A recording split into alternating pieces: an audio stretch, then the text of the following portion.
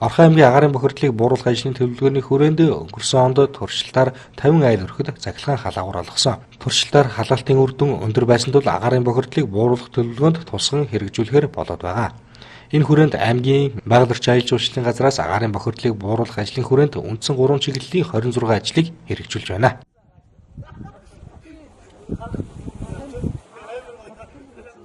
За мөн одоо байгаль хамгаалах арга хэмжээнийхээ зардлаас энэ жил одоо 2018 онд 10 сая төгрөнд бол нийтдээ 42 ширхэг цэцлэгийн халаагуурыг иргэдэд бас олгохоор худалдаж аваад байна.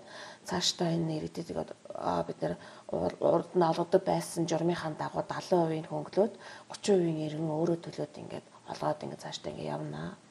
За мөн үүнээс гадна энэ жилийн шинэлэг нэг ажил хийгдэж байгаа. За энэ нь бол шингэрүүлсэн шатыг хийн хэрэглээг ал иргэдийн хэрэгцээнд бол төлхөө оруулъя гэсэн юм зорилго тавьж байгаа. Үүнийхээ хүрээнд бид нэр шингэрүүлсэн шатыг хийн халаагуурыг иргэдэд мөн одоо 20 сая төгрөгөнд байгаль хамгаалах арга хэмжээнийхээ зардлаас 20 сая төгрөгөнд бол нийтдээ 50 ширхэг цэцлэгийн хийн халаагуурыг олох худалдаж аваад байна. За одоо цаашдаа иргэдэд энийг мөн одоо хөнгөлөлттэй хэлбэрээр олгох ийм ажлыг бол зохион байгуулад ингэж явна. За ер нь бол цахилгаан халаагуурыг иргэдийн хэрэгцээнд бас ингэж нэвтрүүлье гэхээр зэрэг манай Орхон аймгийн Эрдэнэ хотын маань хүчтэй хэмжээ өрөлцөхгүй бас ийм дутагдaltaй тал байгаад байгаа. Энэ нь бол яг бас цахилгаан халаагуурыг нэвтрүүлэхэд бол бас боломжгүй ийм нөхцөл бүрэлдэхүүн байгаа. Тийм учраас бид нар бас давхар хийн халаагууруудыг бас давхар нэвтрүүлж ингэж явъя гэж ингэж ийм бодлоготой ажиллаж байгаа.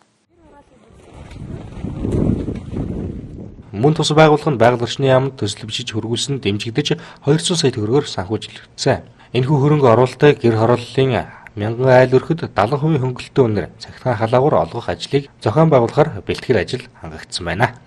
Гэвч Орхон аймгийн хувьд дэд бүтц буюу инженерийн шугам шүлзээнд доголдол үүсч зарим гэр хороололд хүчтэйг дийлэхгүй байгаа тул одоогийн байдлаар тус халаагуурыг хүчтэй өндөр байгаа багуудаар өгөх тухай яригдж байгаа ч.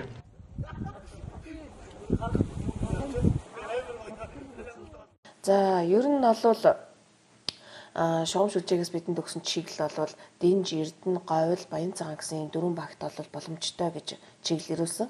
Бусад багуудад бол хүчтэйгийн уналт ихтэй учраас бас шууд цахилгаан халаагуурыг дангаар нь ашиглах боломжгүй юм а гэдэг ийм чиглэл өгчөд байгаа. Гэхдээ ер нь цаашдаа шугам шүлжээний өргөтгөл, эдийн станцуудын өргөтгөл шинжилэл бас давхар хийгдээд явах бах.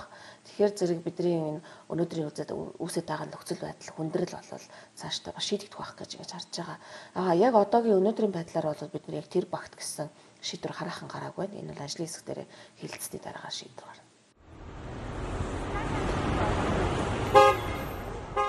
Харин Орхон аймгийн агаарын бохирдлыг бууруулах ажлын төлөвлөгөөний хүрээнд 2018 онд нийт 4 ажлыг төлөвлөсөн. Үүнд 20 гаруй сая төгрөгөөр гэр хорооллын айл өрхөдийг шингэрүүлсэн шаттай хийн плетгээр хангах, Булган аймагт үйлдвэрлэж эхлээд буй шахмал түлшийг зах зээл дээр нүүрсний үнийн жишгээр зарж борлуулах, гэр хорооллын айл өргүүдийг төвийн инженерийн шугам шүлгээнд холбох зэрэг ажлуудыг тусган хэрэгжүүлжээ. Түүнчлэн Европын сэргээн босголтын банкны инженерийн шугам сүлжээг өргөдөх чиглэлд хамтарч ажиллахаар төсөл хөрвүүлсэн байна.